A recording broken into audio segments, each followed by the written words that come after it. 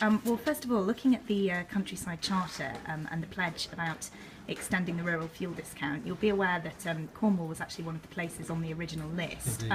Are you going to be reviewing that in terms of the discount being extended to Cornwall? Well, as you know, the rural fuel discount, which is 5p off the of the price, is something that Danny Alexander very much pioneered himself. He, of course, at the other end of the country, in the Highlands, is very sensitive to the fact that there are rural communities across the United Kingdom where, if the fuel price, and particularly a very high fuel price in remote rural areas, can be absolutely crippling for businesses and families. And that's why he introduced it, and why he got the permission from the European Union to allow us to introduce it, and we now want to extend it to other parts of the country as well. As you'll remember, in the first stage it was extended to the Isles of Scilly and into the Highlands and other parts of the country, and we want to see it extended because it is right to give some relief from very high fuel prices to those families and communities and businesses for whom it really is just an absolute unavoidable essential as they get about very remote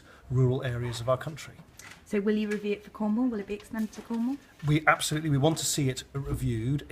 The whole way that it's been set up is that it can only apply to those parts of the country where people can't just sort of pop down the road, if you like, and then trade with lower prices in the pumps just in neighbouring communities. So you need to meet certain criteria. But for those far-flung parts of the country, in the southwest and elsewhere, where high prices in rural areas is a real problem, we are absolutely determined to see this principle extended. So you're not ruling it out for Cornwall then, in other Absolutely not. No.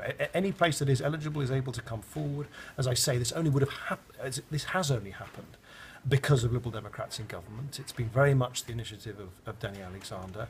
I'm delighted, for instance, that we introduced it in the first instance to the Isles of Scilly, and we want that principle extended to other areas as well. And my last question